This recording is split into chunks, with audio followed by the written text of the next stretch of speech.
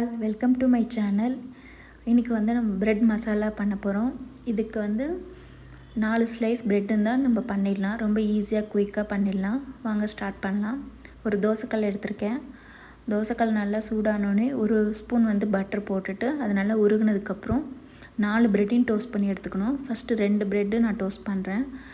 Butter உருகுனதில் 2 ப்ரெட்டையும் நல்லா apply பண்ணிட்டு 2 சைடையும் வச்சு மாற்றி மாற்றி அப்ளை பண்ணிக்கணும். நெக்ஸ்ட்டு இப்போ பாருங்கள், ப்ரெட்டு நல்லா டோஸ்ட் ஆகிடுச்சு.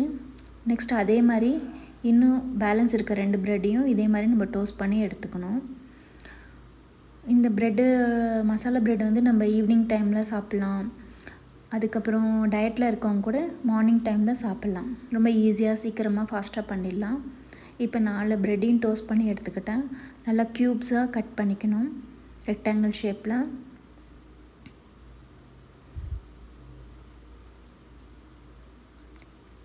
இந்த மாதிரி பீசஸாக கட் பண்ணி எடுத்துக்கிட்டேன். நெக்ஸ்ட்டு ஒரு கடாயை எடுத்திருக்கேன். கடாய் நல்லா சூடானோடனே ஒரு 2லேருந்து 3 ஸ்பூன் வரைக்கும் எண்ணெய் ஊற்றிக்கிறேன். எண்ணெய் சூடானதுக்கப்புறம் ஒரு மீடியம் சைஸோட கொஞ்சம் சின்னதாக அந்த வெங்காயம் வந்து எடுத்துக்கிறேன்.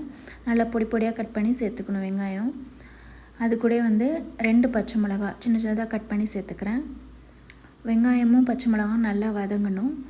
ஸோ வதங்கிட்டுருக்கு. நெக்ஸ்ட்டு 1/4 ஸ்பூன் இஞ்சி பூண்டு பேஸ்ட் எடுத்துக்கிறேன். அதையும் போட்டுட்டு நல்லா பச்சை ஸ்மெல் போகிற வரைக்கும் நல்லா வதக்கிக்கணும். இப்போ அது கூட வந்து கொஞ்சம் புதினா அதுவும் சேர்த்து நல்லா வதக்கணும். ரொம்ப டேஸ்ட்டாக இருக்கும் அந்த புதினா ஸ்மெல் வந்து. ஒரு மீடியம் சைஸ் தக்காளி, கொஞ்சோண்டு கேரட் துருவுனது அதெல்லாம் போட்டு நல்லா வதக்கணும். அதுக்கப்புறம் ஸ்பைசஸ் சேர்த்துக்கலாம். மஞ்சள்தூள் ஒரு 1/4 ஸ்பூன், 1/2 ஸ்பூன் மிளகாத்தூள், அதுக்கப்புறம் 1/2 ஸ்பூன் வந்து தனியாத்தூள், 1/4 ஸ்பூன் வந்து கரம் மசாலா. இதெல்லாம் போட்டு நல்லா மிக்ஸ் பண்ணிட்டு சால்ட் கூட ஆட் பண்ணிக்கணும் தேவையானது. நல்லா மிக்ஸ் பண்ணிட்டு ஒரு 1/4 கப் தண்ணி ஊற்றி நல்லா கொதிக்க விடணும், அந்த மசாலா ஸ்மெல்லாம் போகிற வரைக்கும். இப்போ பாருங்கள், நல்லா கொதிச்சிருச்சு. இந்த மாதிரி திக்கானோடனே நம்ம வந்து ஆல்ரெடி ப்ரெட்டு கட் பண்ணி வச்சுருக்கோம்ல, அதை வந்து ரெக்டாங்கிள் ஷேப்பில் அதை வந்து நம்ம இதில் சேர்த்துக்கலாம். இப்போ நல்லா ப்ரெட்டெல்லாம் சேர்த்துட்டு நல்லா ஒரு மிக்ஸ் பண்ணிட்டா அவ்வளோதான், மசாலா ப்ரெட்டு நமக்கு ரெடி ஆயிரும். நல்லா சேர்த்து விட்டுட்டு நம்ம கொத்தமல்லி கொஞ்சம் கை நிறையா போட்டால் நல்லா டேஸ்ட்டாக இருக்கும். கொத்தமல்லி நல்லா தூவிட்டு அது கூடவே வந்து லெமன் வந்து நல்லா பிழிஞ்சிடணும் கொஞ்சமாக.